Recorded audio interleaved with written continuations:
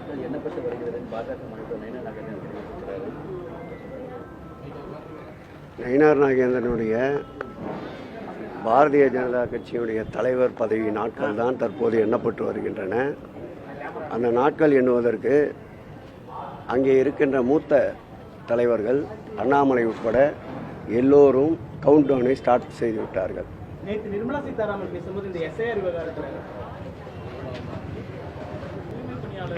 உணவு வழங்கக்கூடிய திட்டம் எப்போ தொடங்குது, எவ்வளவு பேருக்கு நம்ம கொடுத்துருக்கோம், என்ன மாதிரியான உணவுகளை வழங்குது? மாண்புமிகு முதலமைச்சர் அவர்கள் தூய்மை பணியாளர்களுக்கு என்று தனியாக இப்பேற்பட்ட சிறப்புமிக்க திட்டமாக உணவு வழங்கும் திட்டத்தினை துவங்கி வைக்க இருக்கிறார்கள். வரக்கூடிய 15ஆம் தேதி இத்திட்டம் மாண்புமிகு முதலமைச்சர் அவர்களால் இத்திட்டம் துவங்கி வைக்கப்பட இருக்கிறது. தூய்மை பணியாளர்களுக்கிடையே இது நல்ல வரவேற்பை பெற்றிருக்கிறது.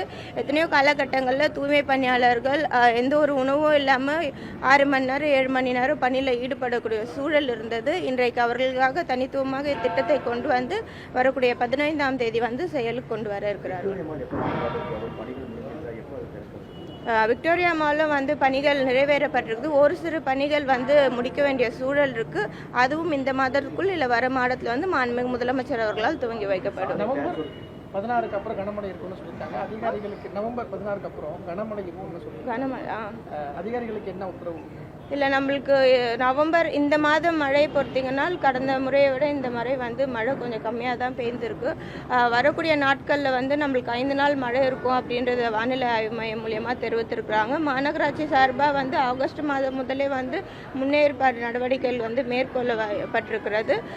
மழை வரக்கூடிய சூழல் பார்த்து தான் அடுத்த நடவடிக்கை மேற்கொள்ளப்படும்.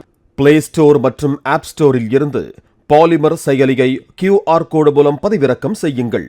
செய்திகளை உடனுக்குடன் பெறுங்கள்.